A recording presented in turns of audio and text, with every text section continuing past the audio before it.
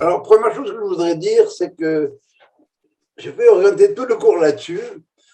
C'est que ça s'appelle Yom HaShoah Ve'Hagvura. C'est le jour de la Shoah. Shoah, ça veut dire catastrophe.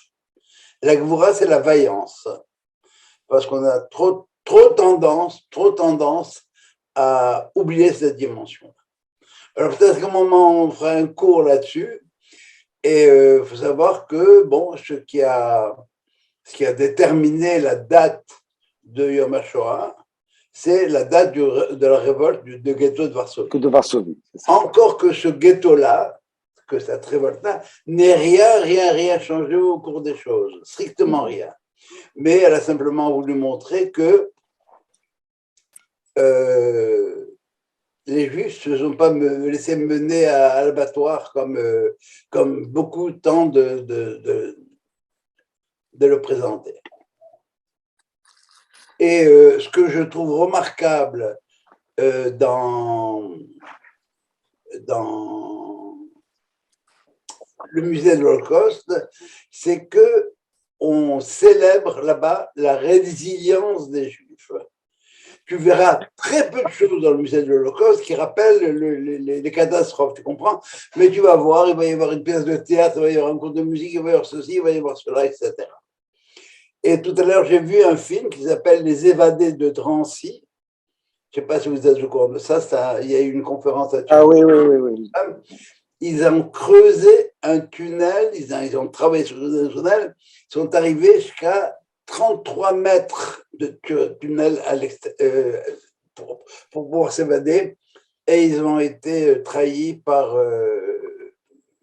je ne sais trop qui. Alors, c'est ça. Alors, on a un crime universel ici, avec le peuple juif comme victime principale. Et ce qui est intéressant de voir, c'est qu'il faut comprendre le principe du monothéisme, qui nous oblige à ne jamais séparer l'histoire juive de l'histoire universelle. Mais la Shoah a une dimension extrême, de paroxysme. Pour les Juifs seulement, c'est une question de génocide. Et on n'a pas tellement parlé de génocide par la suite, mais seulement dans ce cas-là seulement, on a parlé du génocide, de quoi? Du peuple juif, et ça s'est traduit par le mot, par la solution dite finale. Question. Tout ça, c'est tiré d'un article de Manitou qui apparaît dans La parole et l'écrit. OK? Si vous n'avez pas ce livre, vous devez l'avoir. C'est important, il y a des merveilles dedans. Et il y a 2 tomes. Alors, ça, c'est dans le premier tome. Alors, j'ai travaillé là-dessus cet après-midi un petit peu. Et je vais vous présenter ce qu'il fait. Alors, il commence par poser des questions. Pourquoi est-ce que les chefs spirituels se sont refusés à donner des réponses claires à la question du pourquoi? Et Manitou répond pour 2 raisons. La première, c'est que proposer une explication risque de la pseudo-justification. Il n'y a pas d'explication. Tu vois, pour le commun des mortels, il n'y a pas. Et deuxième chose qu'il dit, c'est que nous n'avons pas assez de recul pour voir toutes les conséquences de cette période-là, et en particulier ce que, bon, il écrivait ça en 70 ou un truc comme ça, donc c'est après près de 50 ans. Mais on n'a pas assez de recul pour savoir dans quelle direction irait l'État d'Israël. Je présume qu'aujourd'hui, il donnerait d'autres réponses. Mais, dit-il, il y a une nécessité pour ouvrir le débat. Il faut réouvrir le débat. Première raison, c'est le négationnisme. Le symptôme que la mentalité d'où est sortie la Shoah, eh ben, elle n'a pas disparu. Les gens, ils ont banalisé la chose, ou en tout cas, ils l'ont réduite à sa plus simple expression, si j'ose dire. Et il dit aussi, Manitou, qu'il y a ici une difficulté de la conscience mondiale à supporter la responsabilité des faits. Le never again n'a pas toujours été entendu au Biafra, au Cambodge, aujourd'hui en Ukraine. accuser aujourd'hui les Juifs de nazisme, dire que les Juifs en Israël aujourd'hui se comportent comme les nazis, c'est un refoulement du sentiment de culpabilité. Alors, ce qu'il va faire maintenant Manitou, c'est qu'il va exposer les différentes thèses que les gens ont pu apporter pour expliquer la Shoah. La première, il appelle ça le paganisme hébraïque. En 1976, un certain monsieur Donat disait « Notre Dieu ne fut rien d'autre qu'une légende, une création de l'imagination, le plus beau des rêves de l'homme. » Ça, c'est un juif qui parle. Si Dieu est miséricordieux et qu'il est juste, comment a-t-il pu permettre cette horreur qui a duré aussi longtemps? Et ça amène à quoi? Au rejet du monothéisme, au dualisme, par exemple. Il y aurait par exemple le Dieu du bien, les forces du bien et les forces du mal, et des fois les forces du mal l'emportent sur les forces du bien. Ou sur l'athéisme, mais pas nécessairement de l'identité juive comme peuple ou comme culture. Autrement dit, vous avez des gens aujourd'hui en Israël, non, ils croient en rien, mais ils croient au peuple juif. Et le peuple juif, une réalité, mais il ne vient pas me parler de Dieu. C'est tous les laïcs en Israël. Ça, c'est une première conséquence, si vous voulez. Et c'est une position qu'on retrouve beaucoup dans les universités, me dit Manitou. L'université goy et juive. Hein. Eh bien, ce que dit répond à ça Manitou, c'est ignorer, négliger la lutte persistante de la tradition contre l'idolâtrie, le dualisme et l'athéisme. L'idolâtrie, il y aurait les dieux du bien, les dieux du mal. Abraham connaît tous ces problèmes-là. Abraham a entendu parler d'une Shoah avant lui. Ça s'appelait le déluge. Ce n'était pas une Shoah, c'était on éradique le monde, toute créature. Il savait qu'une horreur du genre pouvait se reproduire. La position païenne, si vous voulez, révèle une rupture avec les racines de la tradition ou une régression à l'état antérieur avec les racines de la tradition, la foi d'Abraham, dont Maïmoudi ne connaissent pas le contenu véritable.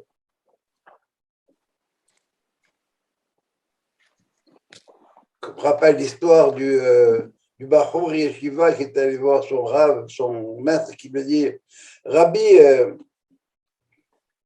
tu sais, j'ai des problèmes de croyance. Le bon Dieu, avec ce qu'il fait, ceci, cela, j'ai du mal à concevoir un bon Dieu comme ça. » Et le maître lui a répondu, tu sais, ce bon Dieu auquel toi, tu n'y crois plus tellement, moi, j'y crois pas du tout. Autrement dit, tu te fais une image de Dieu et tu veux nous l'imputer à nous, et ben bon, ben, il faut peut-être que tu revoies un petit peu comment est-ce que dans la tradition juive, on perçoit Dieu. Est-ce qu'il y a des questions par rapport à ça?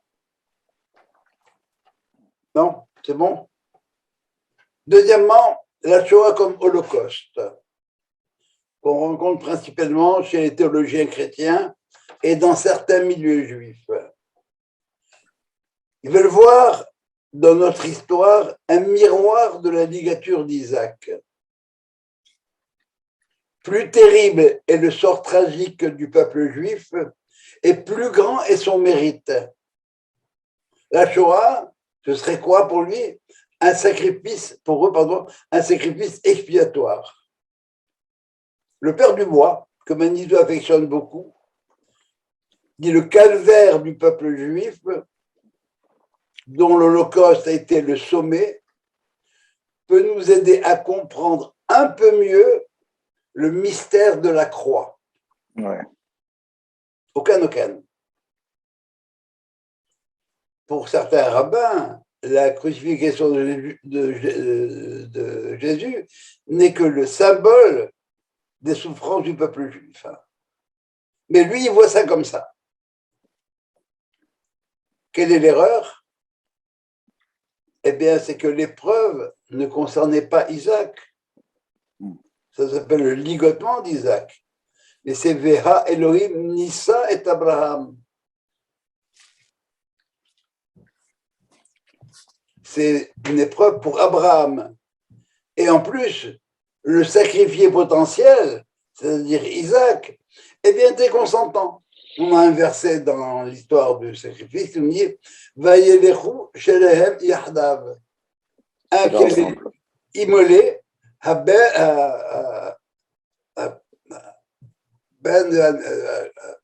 Roked, le ligoté et le ligoté.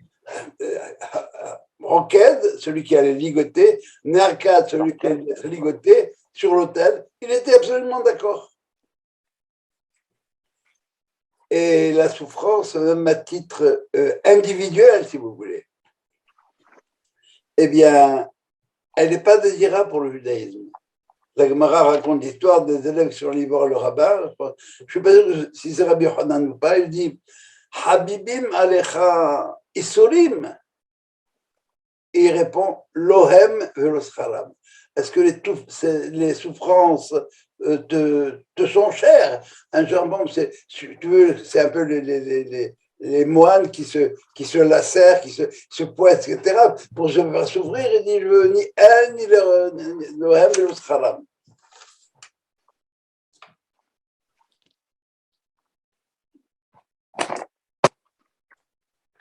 Et ce que continue à nous dire Benedetto, c'est que créer un peuple pour expier les souffrances du monde, c'est une idée blasphématoire. Oui.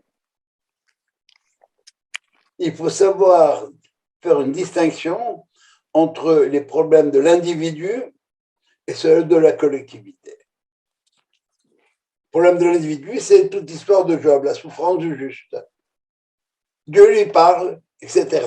Bon, mais il y avait pas des fautes d'actes, mais il y avait des fautes d'être.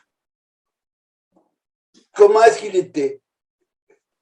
Il ne posait pas de mauvais actes, mais voilà, le Zechut Avot, ce n'est pas le mérite d'action des pères, c'est le mérite d'avoir été ce qu'ils ont été.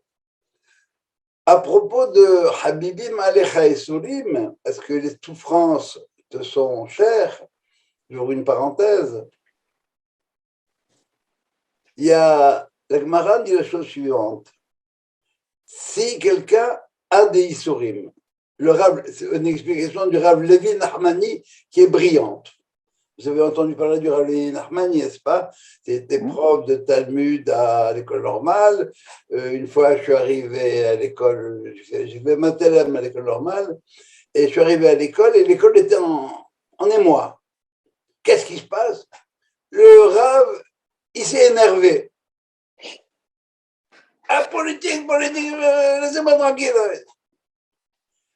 Et il était un maître de Talmud, il est arrivé en Israël, il était excessivement respecté. C'était un Mekoubal très respecté. Alors la Gemara pose la question suivante. Si quelqu'un a des Isholim, il pêche Bemaasav, qu'il fasse son examen de conscience. Et s'il trouve qu'il a fait une faute, eh bien les Isholim, c'est des Isholim chez l'Onesh. Les souffrances qu'il a, c'est une punition. Et s'il n'a pas fait de faute, eh bien, ce sont des Isurim shel Ahava, des souffrances d'amour. Objection, on vient de te dire dans la Gemara, l'Orem veleschalam, je ne les veux pas. Alors, pour expliquer les souffrances les épreuves comme punition, on raconte l'histoire de ce rabbin qui avait une seule mission dans la vie, c'était Achnasat Orchim. Il emmenait les gens chez lui, comme Abraham, il laissait sa tente ouverte aux 4 vents, et lui, il les faisait rentrer l'un derrière l'autre. Et un jour, il arrive chez lui, et puis il voit que sa maison est en feu. Alors il va voir son Rav, il lui dit, Rabbi, je ne comprends pas. Toutes mes mitzvot vont partir de la maison. Ma mitzvah, c'est Achnasat Orchim, je vais faire rentrer les gens. Il dit, le rabbin dit, tu sais, sur la notion de Achnasat Orchim, il y a un verset qui dit qu'Abraham, il a construit échelle. Et le mot échelle, c'est un arbre. Et les racines du mot échelle, c'est Aleph, c'est Achila. Shin, c'est Shetia. Lamet, c'est Levaya. Ça va? C'est-à-dire accompagner les gens. Leur demander à manger, à boire, tu les raccompagnes. Il dit, comment tu fais toi? Il dit, ben les gens ils viennent chez moi, ils mangent, ils boivent, et puis ils s'en vont. Il dit, tu vois, tu as oublié la Levaya. Alors si dans le mot échelle, tu enlèves le Lamet de Levaya, qu'est-ce qui reste? Esh, le feu. Esh, le feu. Alors c'est Mida Kadegad Mida. Bon, voilà, celui-là, il n'a pas fait de faute. Il n'a pas fait de faute. Et alors, c'est quoi Isulim Shel Ahava?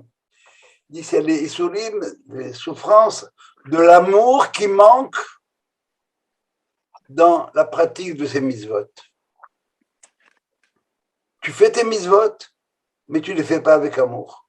Tu les fais mécaniquement. Tu pointes. J'ai mis les filines, ça y est. J'ai fait le chemin, ça y est. J'ai mis les minchas, ça y est. Laisse-moi tranquille. Ça veut dire quoi qu'il manque l'amour? Ça veut dire que tu n'as pas intégré ce qu'il y avait intégré. Et par conséquent, bon, alors, le bon Dieu, il est gentil, de la même manière qu'il nous donne de la fièvre quand il y a des choses qui ne fonctionnent pas dans notre corps pour qu'on puisse aller se faire soigner, eh bien, il met une maison en feu, on peut faire beaucoup mieux que ça. Voilà pour la deuxième thèse. Ça va? Oui. Première thèse, il n'y a pas de Dieu, il y a bien l'effort du bien et du mal. Ça va? Première thèse. Deuxième thèse, eh bien, la Shoah comme holocauste. On est là pour,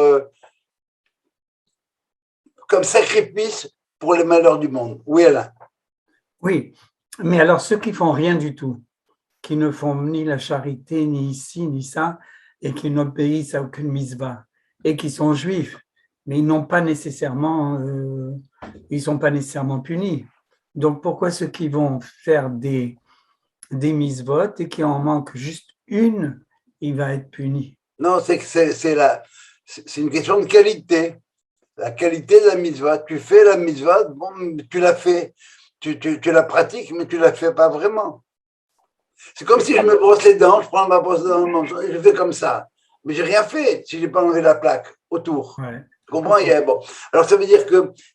Ça veut dire qu'il manque dans ce cas-là l'adhésion à la mitzvah. Encore une fois, on ne me punira pas à moi parce que j'ai pas réussi mon examen d'entrée à l'académie militaire, parce que j'ai pas ce qu'il faut pour faire ça, mais on risque de me reprocher de ne pas avoir fait ce que j'étais capable de faire. J'étais capable peut-être de réveiller mes enfants, de travailler communautairement, etc.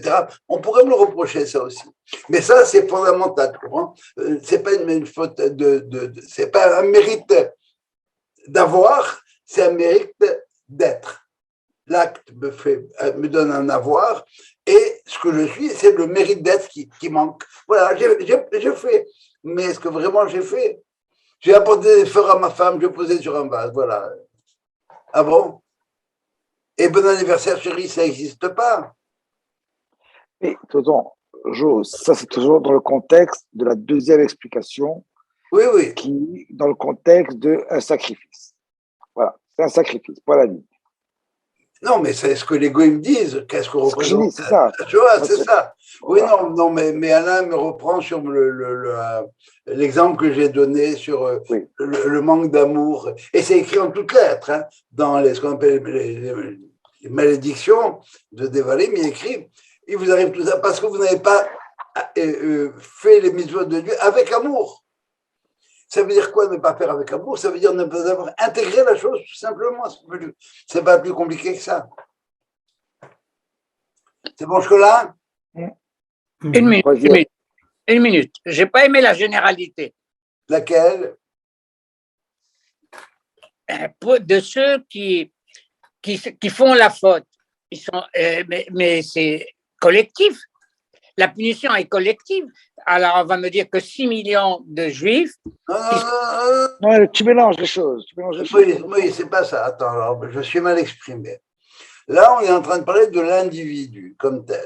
Ça va, dans l'exemple que j'ai donné du Rav Levi Nachmani, c'est au niveau individuel. Ça va? Maintenant, ce qui est au niveau collectif, bon, mais c'est tout le peuple juif qui était censé être capara pour le reste de l'humanité. C'est plus clair ou pas? C'est une perspective. Il n'a pas dit que c'est ça qui se passe. Il dit que c'est une deuxième perspective qui est donnée par le monde chrétien. On n'est pas arrivé encore dans la compréhension de la Shoah. Non, moi je ne parle pas de la chrétienté ici, je parle tout simplement de la collectivité et de l'individu. Si on est puni collectivement, quelle est la motivation de la punition collective?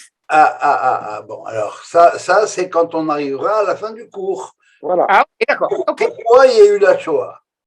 J'attendrai, mais pour le moment, pour moi, il reste que si j'ai fait la mitzvah bien, je ne suis pas acquitté, je veux bien, mais si tous 6 millions de juifs n'ont pas fait cette mitzvah. C'était pas ça. C'est simplement quand j'ai voulu, pourquoi j'ai donné cette explication, c'est par rapport à la souffrance. Pour le monde chrétien, tu sais combien ils adorent la souffrance, hein? Ils se flagellent, ils se marient pas et tout. Bon, mais c'est pas ça que je voulais parler. Ça pour le monde chrétien, c'est la souffrance, c'est quelque chose qu'il faut, qui est bien. Il est bon de souffrir. Tu comprends? Je souffre parce que parce que Adam il a mangé une pomme un jour, alors encore ce péché original et je me bats. Ça va? Oui, ça va.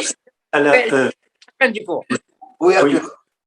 Enfin, la question, j'aimerais bien reprendre la question que nous a posée, que tu as posée Alain. Ah oui, vas-y, oui. Non, mais la question qu'il t'a posée, là, on est en train de parler un peu à côté de la question, je crois, non? Est-ce que je me trompe? Je sais pas. Il t'a posé une question, Alain, en disant, je crois que ce qu'il a dit, c'est les gens qui ont fait tout bien sauf une chose, ils vont être punis. Et si j'ai bien compris, et quelqu'un qui fait jamais rien en matière de Torah ou de pratique, lui, il a pas de problème. Alors, est-ce que c'est bien ça, la question? C'est ça, absolument. Bon, alors, moi, j'ai pas eu de réponse à ça, et on passe à autre chose. Alors, juste avant de passer à autre chose, si je peux me permettre, je crois d'abord que le nombre de choses qu'on pratique quand on pratique rend le juge suprême plus exigeant à notre égard que celui qui ne pratique pas du tout. Tu es en train maintenant de confondre, parce que moi je t'interromps, je te laisse parler après. Tu es en train de parler du niveau individuel, alors que l'objectif, c'est la sanction collective du peuple. Alors les exemples que j'ai pu donner, le mérite d'être. Oui, ok, on est toujours dans la Shoah, là? C'est toi qui es revenu dans la Shoah. Non, je n'ai pas parlé de ça. Tu as bien fait de me ramener à l'ordre. J'ai donné un exemple pour expliquer, parce que dans le monde chrétien, on fait l'apologie de la souffrance. Oui. Et par conséquent, c'était très bien. Plus on souffre, plus on a de mérite, nous les Juifs. OK. Et ce que je suis en train de dire, c'est que justement, dans la tradition juive, il n'y a pas d'apologie de la souffrance. L'orem, velosradam, on ne les veut pas. Maintenant, ça c'est même au niveau individuel. Je veux pas expier.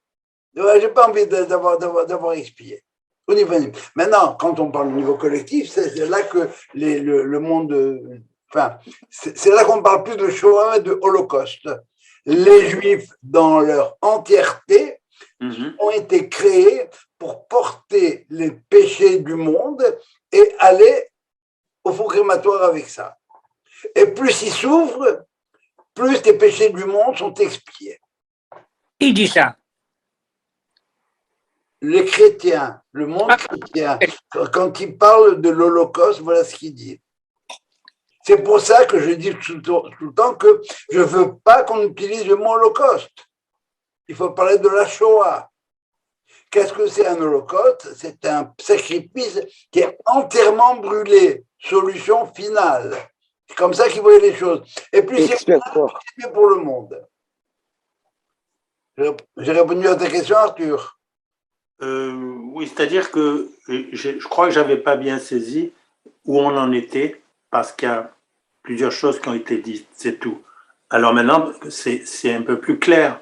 Ça ne répond toujours pas à ma question à moi, que on dit fréquemment, quand on étudie un petit peu, que il y en a qui font rien et qui sont pas punis, et d'autres qui font tout, et il leur manque un tout petit quelque chose, mais on est tellement plus exigeant avec les gens qui savent plus, et que on va donner durant leur vie à des gens qui font rien. Durant leur vie, on va leur donner des choses et des réussites, mais c'est pour nettoyer un peu, c'est pour ne rien devoir quand à 120 ans les gens partent, et que s'ils n'ont rien fait, eh bien dans ce cas-là, c'est là que la punition va être majeure, parce qu'on a nettoyé un peu durant leur vie, on leur a donné des chances et ils n'ont rien fait. Voilà. Alors, je crois que la question que tu poses, c'est une des questions que Moïse a posées à Dieu dans Mont Sinaï. Madoua yesh tzadik ve'rarlo ve'yesh tzadik ve'tovlo ve'yesh rachar ve'tovlo ve'yesh rachar ve'rarlo. Comment ça se fait qu'on a des mécréants qui réussissent et des mécréants qui ne marchent pas, et des la question apparemment. Et bon, alors c'est une question qui est là. Ça veut dire que ce qu'on ne connaît pas. C'est Alain qui a dit ça. Oui, c'est la même chose. Non, c'est bon, mais j'aime la question, et je voulais. Très bien, bon, alors c'est une question, comment est-ce que Dieu dirige son monde? Voilà, très bien. Dieu a répondu à Moïse à un moment donné, tu verras l'arrière de ma face, mais ma face, tu ne la verras pas. Très bien. Ça veut dire qu'on ne sait pas comment il dirige son monde. Très bien. Mais on prend acte que. Et quand on sait que les 120 ans de la vie d'un homme, c'est une goutte d'eau dans l'éternité, et de toutes ces neshamot, etc. Comment ça fait qu'un bébé de 3 mois disparaisse, ou choses comme ça, on ne comprend pas, quoi. Bon, mais on ne comprend pas. Ça veut dire que la vie ne s'arrête pas au temps qu'on passe. Et ni aux apparences. C'est clair? Oui, merci. Ok, merci. La troisième, est-ce qu'il y a d'autres questions sur cette deuxième thèse? Troisième thèse, c'est en raison de nos péchés. Alors voilà, moi j'ai mangé un chewing-gum sans faire la belacha, ou je voulais faire Birkat Amazon, ou j'ai pas mis les tuilines. Eh bien, la Shoah. Première objection, c'est que le châtiment de nos péchés est incommensurable avec la nature de la faute. Incommensurable. Et encore plus que ça, et tous les très religieux qui n'ont pas été sauvés, qu'est-ce qu'on en fait?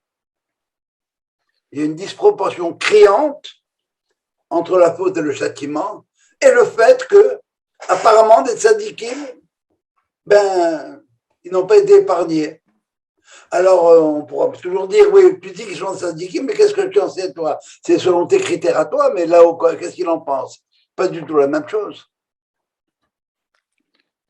C'est bon jusque-là? C'est la troisième thèse. Quatrième thèse, très connue, c'est comme prix pour avoir Eretz Israël, pour avoir la terre d'Israël. Manitou avait une phrase que j'ai adorée, il disait « Si c'était le prix pour avoir la terre d'Israël, on aurait attendu 6 millions d'années. »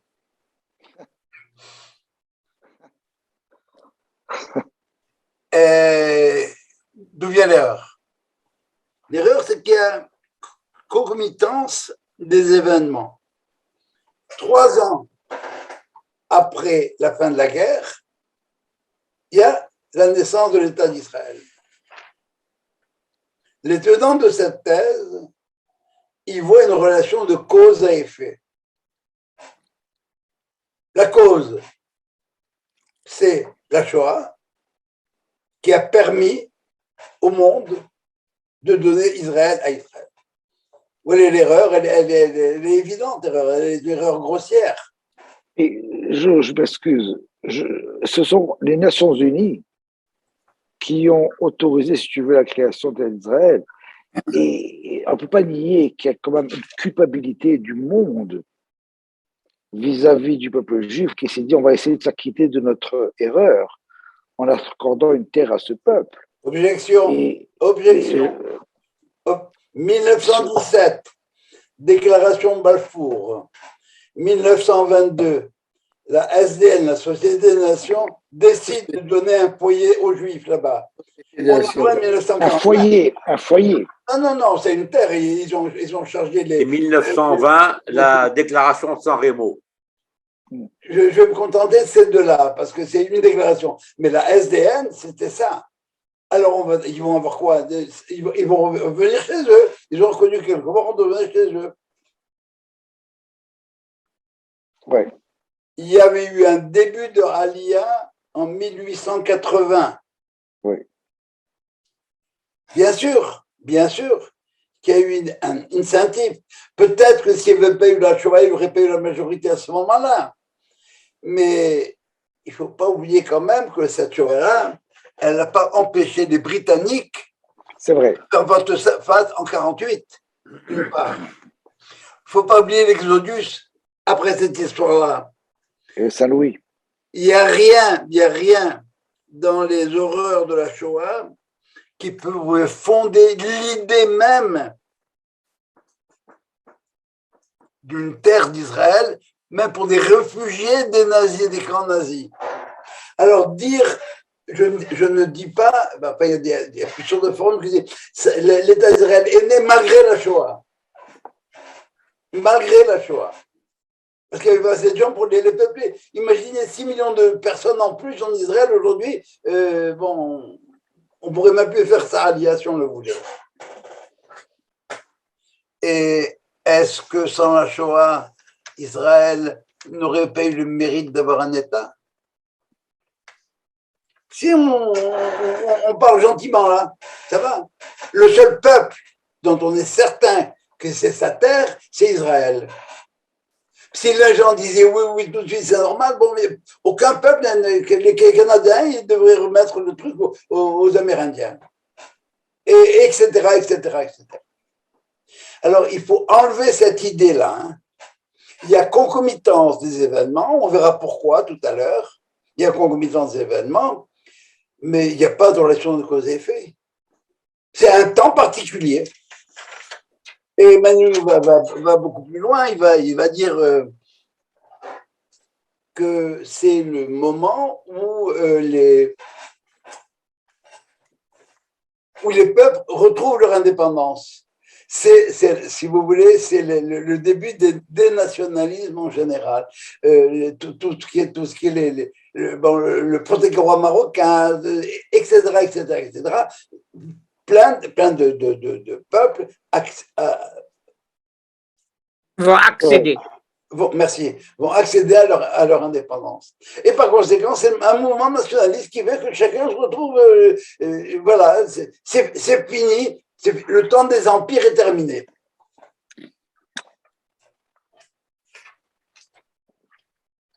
Alors, 5e thèse. Comment? Alors, c'est quoi la prochaine thèse? J'arrive. Attention, mais Joe, Israël n'est pas un empire. Non, pas du tout. Le temps des empires est terminé. Ça veut dire quoi, empire? Ça veut dire que l'empire britannique, avec tous les comptoirs et tout ce qu'il pouvait avoir, c'est un empire. C'est le droit des peuples à disposer d'eux-mêmes. Ça va, c'est cette idée-là. Ouais, d'ailleurs, c'était en 1947, la même chose entre les Indes et le Pakistan. Quand l'Empire britannique s'est retiré, il y a la création des Indes et du Pakistan. Et les autres, et la Syrie, et les autres. Et l'Égypte. Voilà. C'était pas avant.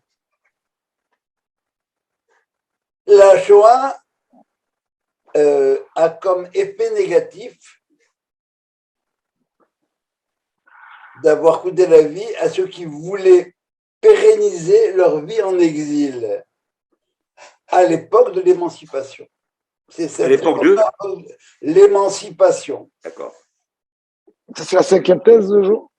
Je suis toujours dans la même thèse, pour expliquer que le lien entre la Shoah et la création de l'État d'Israël.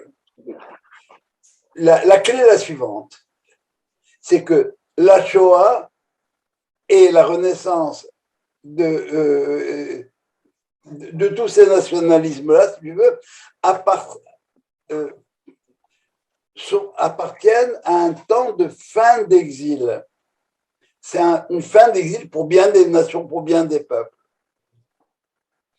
Alors, la Shoah, l'effet négatif, si vous voulez, de la Shoah, c'est vouloir continuer à être allemand en Allemagne. Ça va, je suis d'abord allemand avant d'être juif.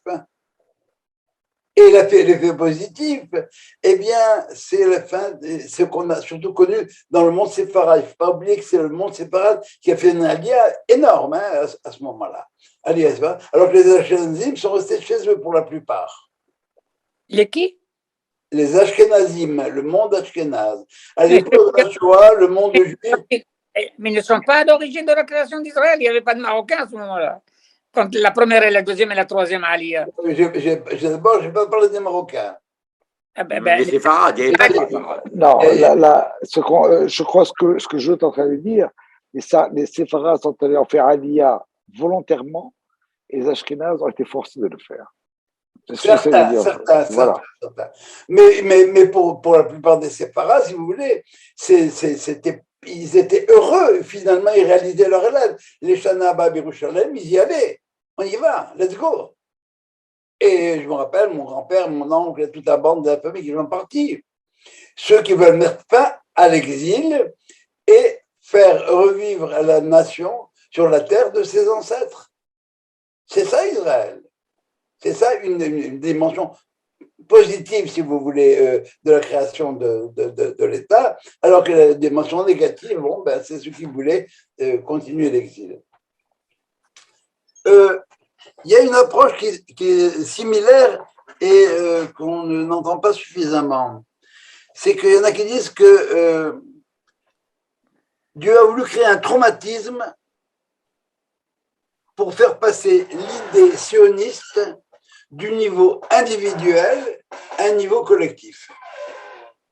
Jusqu'à présent, tu pouvais être sioniste en tant qu'individu, ou ne pas l'être, mais il fallait maintenant dépasser ça. Alors Dieu, dans son machiavélisme, il a inventé la Shoah pour créer cette dynamique de collective. C'est la même chose que le cause a fait. C'est à peu près ça. Oui. C'est ça. Je suis toujours dans cette histoire-là. Je suis toujours dans la thèse, le prix à payer pour l'État d'Israël. Ça va?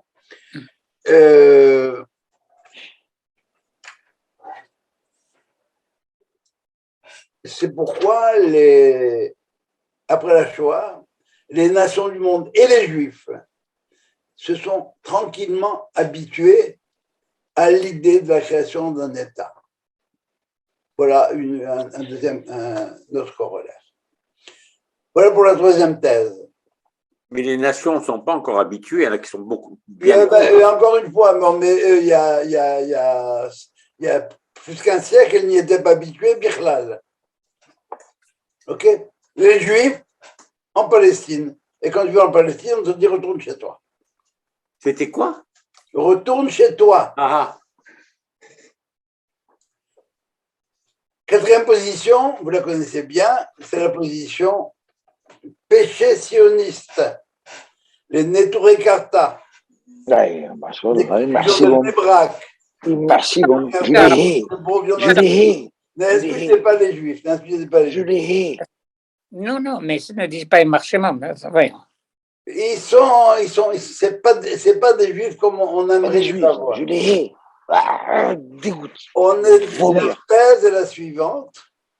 on a décidé de mettre fin à l'exil par nos propres moyens, sans attendre la venue du Mashiach. On a un Dieu d'Israël qui est bien, bien, bien cruel, n'est-ce pas? Et ils oublient simplement un certain nombre de choses. La première, c'est que le Tanakh met d'avant l'alliance que Dieu fait avec le peuple juif. Premier juif fondateur du peuple juif, Abraham. Qu'est-ce qu'il lui a dit? Lech lecha me'artzecha el haaretz asher arek. Le prix de l'alliance avec Dieu est de voir ses enfants revenir à Sion. Et donc, Dieu punirait ses enfants pour avoir voulu réaliser sa volonté. Pour eux, non.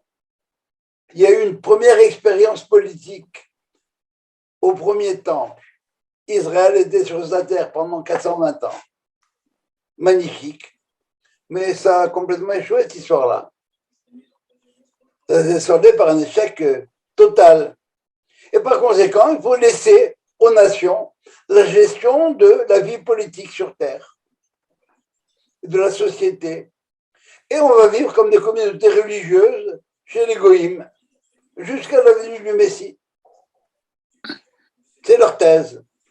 Non mais Jo, je pense que c'est pas leur thèse. Parce que Jo, la raison pour laquelle je les hais, parce que si ça s'arrêtait là, j'accepte, moi je respecte. Non, ils militent. Voilà. C'est ça, oui, c'est bien. Voilà, à partir du moment où ils vont s'allier avec l'Iran, oui, le but de détruire Israël, c'est là que je me révolte. Absolument, absolument. Voilà. Pas le fait qu'ils croient que le Mashiach, tout ça, je respecte. Non, je m'excuse, mais là, tu fais intervenir tu es dans un autre cadre que le cadre dans lequel je vais me situer. Là, je me reste dans le cadre de la Torah maintenant. Je comprends. Oui, ok. Et c'est seulement, alors les psukim, en veux-tu, en voilà, hein. Mais Shavou, Banim, Ligoulam, les enfants reviendront, etc. Le critère, la terre d'Israël redonnera ses fleurs. Enfin, tout ce qu'on voit, tout ce qu'on pourra raconter pour Yom HaTzmaout ou Pesach la semaine prochaine. Non, ils font une autre erreur, une erreur de diagnostic, une erreur de connaissance de Torah. Ils font absolument abstraction, ils semblent oublier complètement le processus messianique. C'est plus que ça. Laisse-moi finir 2 minutes avant que je perde mon fil. Dans le processus messianique, on parle de régler Mashiach. Le Mashiach, Maïmonide commence par dire Hamelech HaMashiach.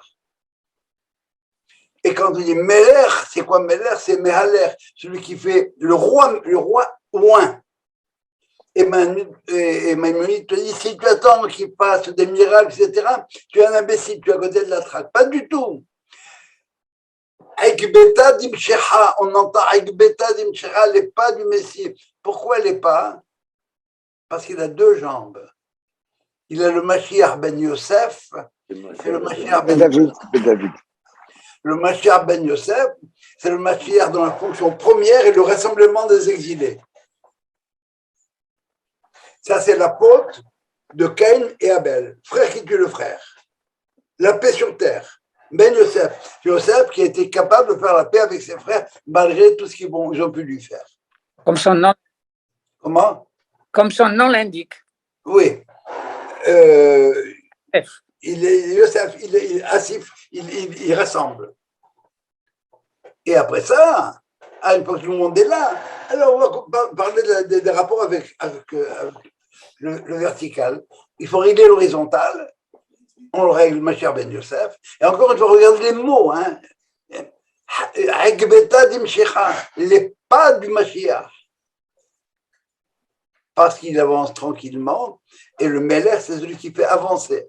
Et pour Maïmonide, dans ses Ilchot Melachim, les lois sur les rois et leur guerre, c'est quelqu'un qui fait avancer l'histoire tranquillement. C'est ça le Mashiach. ben Yosef. Et après ça, viendra par la suite le Mashiach ben David. Si les hommes arrivent finalement à s'attendre ensemble, eh bien, ils finiront par s'entendre avec Dieu.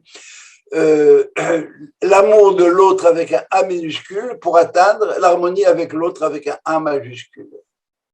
Voilà l'idée, si vous voulez, cette chose-là. Voilà, tu voulais dire quelque chose, Sylvain, par rapport au... Non, non, Encore une fois, moi, je ne veux pas l'attaquer sur un plan... non, je comprends. Non, mais il y a un élément que je trouve chez ces ultra-orthodoxes qui est, ils ont le sentiment que sont eux les vrais juifs et que les autres ne sont pas. À partir du moment où ce n'est pas des ultra-orthodoxes, habits de noir, avec un truc comme ça, un chapeau comme ça qui ont créé Israël, c'est pas valable. Ça veut dire pour eux, on n'est pas comme des juifs. C'est ça ce que je ne tolère pas dans ce mouvement ultra-orthodoxe. Encore une fois, ça c'est affectif. Ça c'est affectif. Maintenant, non, mais je peux pas dire que tu as tort, effectivement. Ouais. Une fois, j'avais même traité les gars là-bas de pingouins, les pingouins qu'on a visités là-bas. Et on m'a reproché de vendre des pingouins, puis c'est vrai, je vais essayer de plus dire les pingouins qu'on retrouve le jour de Matzmaout là-bas. Ça va? Alors donc, on reste simplement au niveau du concept, au niveau de la justification et comment pouvoir expliquer la Shoah. Comment expliquer la Shoah? Alors pour eux, vous avez eu un rêve sioniste. Déjà, en 1917, en 1922, vous voulez faire quoi là? Vous voulez bousculer le monde et faire venir le Mashiach? C'est pas comme ça que ça marche. Attendez qu'il vienne, on verra après. D'accord? Et on avait fait un cours, je crois, il y a 2 ou 3 semaines, sur le premier Rashi. Hein, qui disait voilà pourquoi Dieu nous a raconté Maaseh Bereshit, parce qu'il te dit comment est-ce qu'on conquiert la terre. Mil'u et haaretz vechipshua, remplissez la terre et allez la conquérir. Mais ça, ils ne veulent pas lire. Ils ne veulent pas parler de Mashiach ben Yosef, etc. On a un problème avec. C'est bon, là? Je vais accélérer. Dernière thèse pour maintenant, c'est la thèse d'André Neher. De qui? André Neher. Yeah. C'est le prix du libre arbitre. On a un verset qui nous dit Yotzer or uboré hosher, Ose shalom, il fait la paix ou mais non, ça c'est les rabbins qui ont changé. Dans le texte original, c'est Uboré Ra, et il crée le mal. Première lecture, dès que tu es séparé de Dieu, tu es dans le Ra. Deuxième lecture, il t'a créé libre.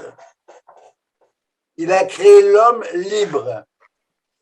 Il s'interdit d'intervenir dans le monde, Dieu.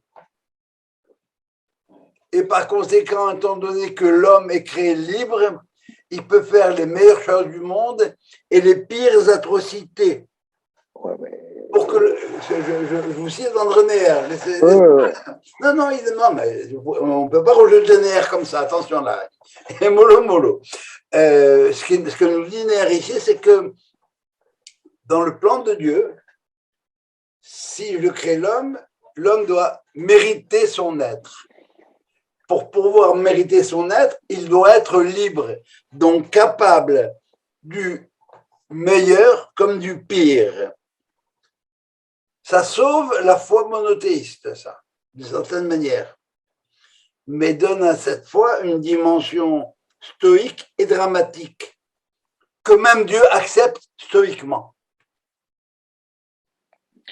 Oui, j'accepterais cette thèse si Dieu n'avait jamais intervenu dans l'histoire avec des miracles.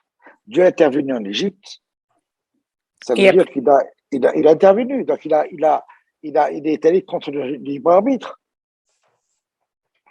C'est ça, si Dieu n'avait jamais intervenu dans l'histoire, tu as raison.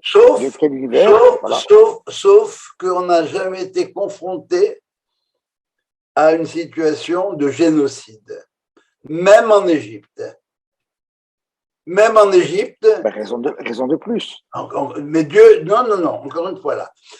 Les miracles égyptiens, les miracles dans le désert se sont faits quasiment par des moyens naturels. Tu connais tous les bouquins qui expliquent que les plaies d'Égypte, c'est simplement.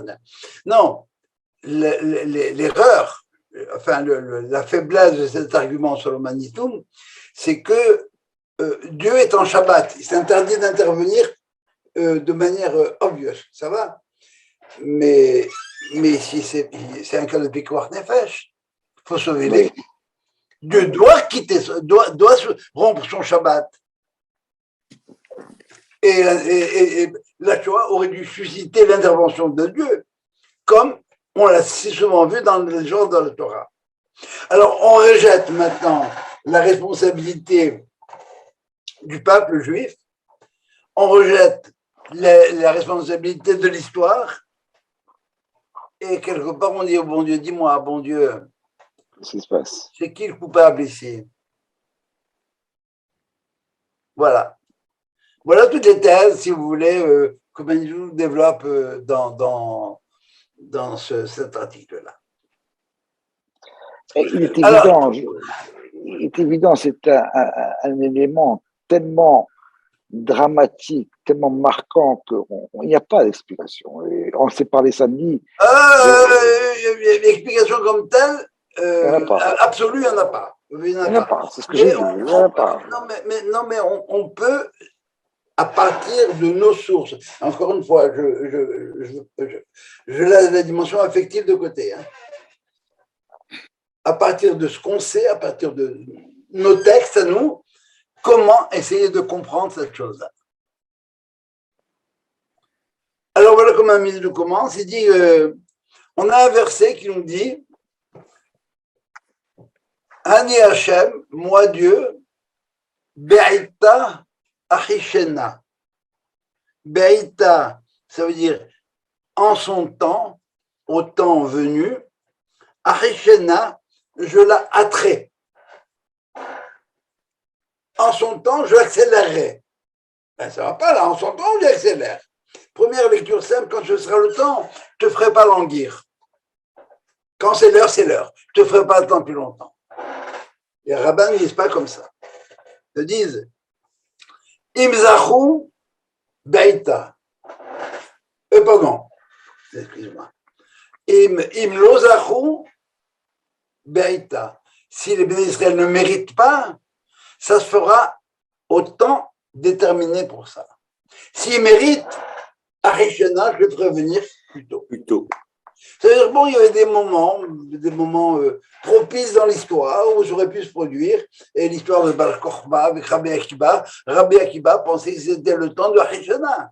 Le temps de, on va accélérer. Non, mais ce n'était pas ça du tout.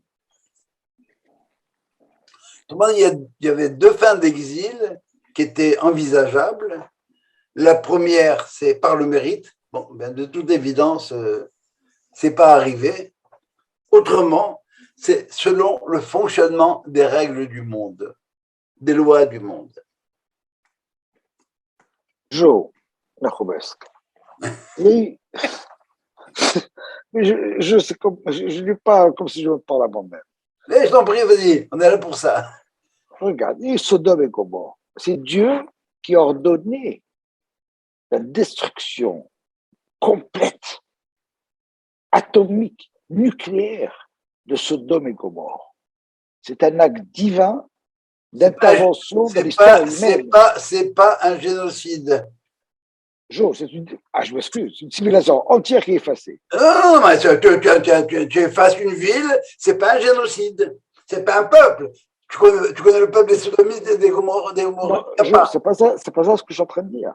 C'est une intervention divine. Mais encore une fois, j'ai pas dit que Dieu n'intervenait pas, mais il intervenait par des méthodes naturelles. Encore une fois, il a fait une pluie Sodome et Gomorrhe, c'était la guerre nucléaire.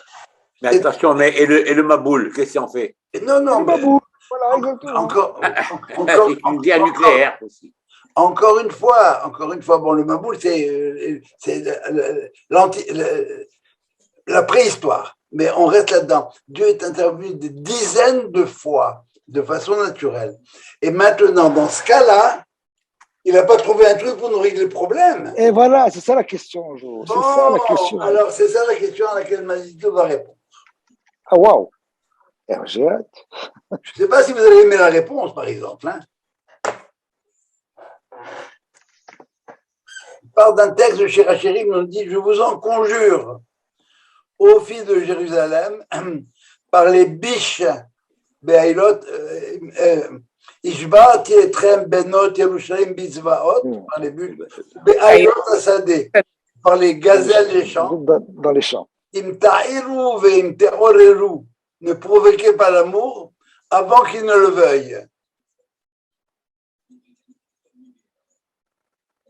Et Rabbi Elazar va nous dire, si vous observez la duration, ce sera mieux, moutav. Et sinon, animatir, je permettrai votre chair, je laisserai votre chair libre, je livrerai votre chair comme les biches et les gazelles des champs. Alors attention là, si vous respectez les clauses d'un contrat qu'on va définir tout à l'heure, alors si vous les respectez, c'est bon. Sinon, you're on your own. Et Rachid va nous dire, il nous dit, je livrerai, m'attire votre chair, comme je rendrai votre être hefker, c'est-à-dire disponible à tout le monde.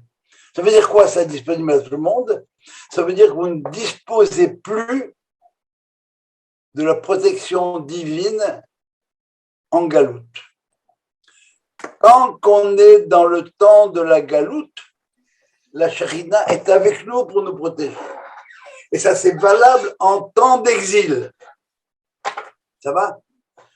Maintenant, une fois que le temps d'exil est terminé, alors à ce moment-là, je ne suis plus là. Ça veut dire qu'il n'y a plus cette protection et le monde fonctionne comme il peut fonctionner. Avec des sœurs Teresa d'un côté et des Hitler de l'autre. Ça va dépendre. Depuis, il y a un temps, alors d'abord ce que nous dit le temps ici, le texte qu'on vient de lire, c'est que jusqu'au moment adéquat. Autrement dit, il y a une limite au temps d'exil. Cette limite, elle est connue par les Mekoubalim, etc. Nous, on ne la connaît pas. Mais ce que les Haramim nous disent dans la Gemara, c'est que, voilà, il y a un moment où on n'est plus là, où Dieu n'est plus là, il regarde ailleurs. On n'a plus cette protection. Et Dieu est absent du monde, quelque part. Rappelez-vous l'histoire de Jacob. L'histoire de Jacob, c'est quand il revient chez Laban, il envoie chez Ésaü. Il dit Im Laban Garti. J'ai séjourné chez Laban. Et j'ai traîné jusqu'à maintenant. Rachid explique Im Laban Garti. Et puis, il remarque que le mot Garti, c'est les mêmes valeurs numériques que le mot Tariag Mitzvot, 613. Donc, j'étais chez Laban et je suis resté métac là-bas. Je ne me suis pas assimilé, attention, et j'ai respecté les 613 Mitzvot. Même s'il ne les a pas eus, mais il les a respectés comme manière d'être. Et j'ai traîné jusqu'à maintenant. Et par la suite, il dit Vayira Yaakov Meod. Jacob, j'ai peur. Pourquoi tu as peur? Dieu t'a proposé t'a promis de sa protection. Et il répond Shema Igromahet, de crainte que la faute rejaillisse.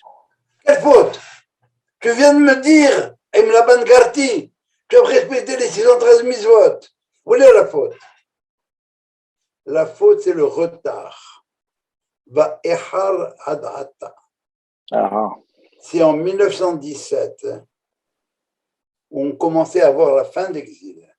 les Juifs du monde entier avaient pris leurs bagages pour aller là où il fallait être, et je parle très confortablement de Montréal, ce genre de choses, hein. C'est pas sponsorisé par l'agence juive, hein, ce cours-là. Eh bien, c'est ça l'idée. On a trop tardé. Le temps, encore une fois, de l'exil est terminé. Qu'est-ce que tu fais encore là-dedans? Alors, à ce moment-là, dans le Yibat Yetrem, on a trois adorations. Trois adorations. Dieu qui adjure Israël de, premièrement, de ne pas accélérer, de ne pas décider trop tôt de la fin d'exil, numéro un. De quoi? Ne pas accélérer, de ne pas anticiper la fin d'exil. Si ce n'est pas encore le temps, tu as encore à faire chez les Goïms. Deuxièmement, il a demandé aux Juifs de ne pas monter, de ne pas monter tous ensemble en Israël sans l'autorisation des Goïms. Et troisièmement, il a adjuré les Goïms de ne pas faire souffrir Israël plus qu'il en faut. C'est clair que le numéro 3, ils ont un peu exagéré pour être gentils. Ça va? Deuxièmement, ils ne sont jamais partis sans avoir l'autorisation du pharaon d'un côté, de Cyrus, ou Darius, pardon, à l'époque d'Esther, et ici de la SDN. Qu'est-ce qu'elle a fait d'autre, la SDN, à part de dire que les Juifs, ils allaient avoir un foyer? Rien d'autre.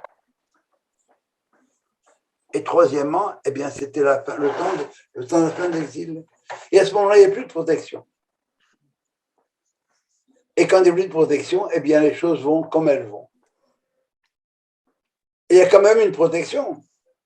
C'est parce que, bon, il l'a fait à sa manière, mais on a eu un warning assez fort. Et si vous voulez, une autre façon de dire les choses, c'est que quand on est en fin d'exil, il y a accélération des événements. De la même manière qu'on a vu en Égypte une accélération des événements. Eh bien, ici, on a vu aussi une accélération des événements, mais pas pour les mêmes raisons. Là, c'est parce que le temps de la protection est terminé, c'est fini. Et des gens ont dit qu'à l'époque, Rachel Imenu, elle attendait ses enfants à l'entrée de Jérusalem, à cet endroit là-bas. Mais c'est pas celle du côté des Goïms. Donc on n'avait plus cette protection de Rachel Imenu non plus. Et par conséquent, comme Benedetto nous dit, c'est ça. S'il y a une faute quelque part, c'est une faute qui est due au fait qu'on ne comprend pas, nous les Juifs, qu'est-ce que ça veut dire à la fin de l'exil. L'exil, c'est une situation normale, mais voilà, protection miraculeuse se fait par les voies de la nature. Jo, j'aimerais te poser une autre question. Oui, monsieur.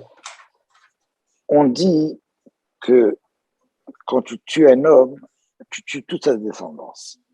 Quoi? Tu tues toute sa descendance. Ah. Ok, très bien. Dieu, il a promis à Abraham une descendance. Il lui dit, maintenant, on va tuer ton fils. C'est comme si tu crées un génocide. Erreur. Je t'arrête là tout de suite. Alors, réponds-moi. Où est-ce que Dieu a dit, va tuer ton fils? Va le sacrifier, cracher. Non,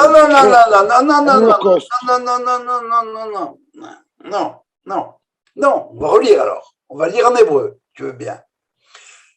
Kahna et bincha et yahidecha asherata et Yitzhak, prends ton fils Isaac, veha'alehu sham leola, élève-le comme un sacrifice.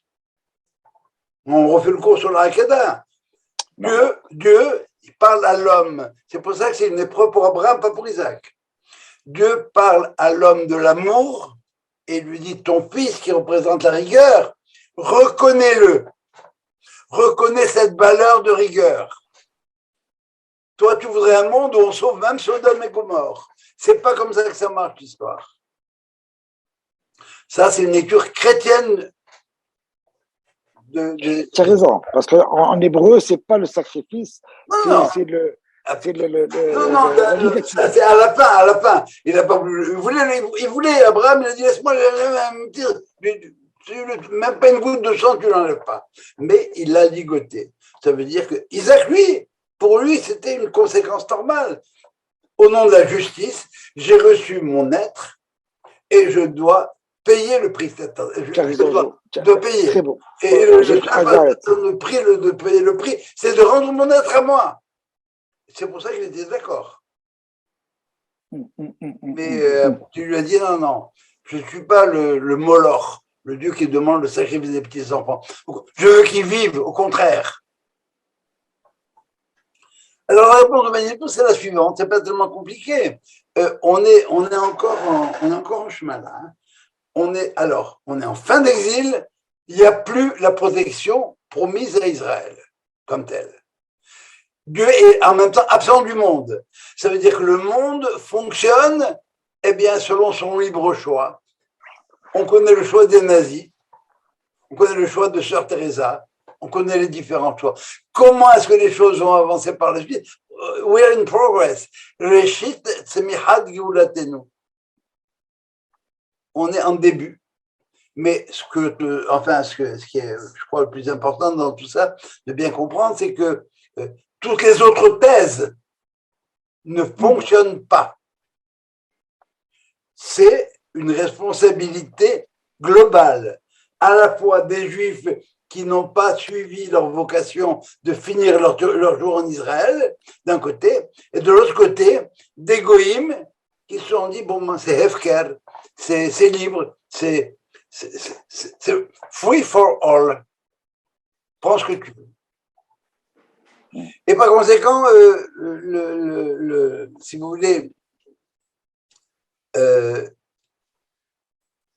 une des réponses de Néer, c'est il faut se taire, c'est le silence. On ne peut rien dire. Le silence d'Aaron. Et absolument. Vaïdom Aaron, mais attention là, il faut lire la suite de ce verset, de cette phrase. Juste après, Dieu parle à Aaron tout seul. La seule fois dans toute la Torah où Dieu s'adresse à Aaron tout seul. Tu es capable de te taire. Tu es capable de... Donc, si tu es capable de te taire, tu es capable d'écouter. Et c'est dans le silence de l'homme qu'on retrouve en même temps le silence de Dieu et qu'on crée une nouvelle, d'après Néer, on peut créer une nouvelle dynamique de relation avec Dieu, avec, comme l'a dit le Ravouzier ce matin, avec un paquet de points d'interrogation. Ça peut foirer, on peut se tromper, ça arrive. Voilà. Ouais. Voilà ce que c'est. Bon, j'espère que vous n'attendiez pas de réponse tranchante. Mais c'est, encore une fois, ces réponses-là sont dans la cohérence biblique. Si on avait le temps, on ouvrirait la Gemara et il y a toute une étude qui a été faite par un Rav Atias, je crois qu'il vit au Mexique, celui-là, qui est Soda Shvoa. Quel est le secret des 3 serments? En fait, il y en avait 6, il n'y en avait pas 3. Mais les 3 principaux sont ceux que je vous ai donnés. C'est un qui concerne Dieu, c'est toi qui décides de la fin d'exil.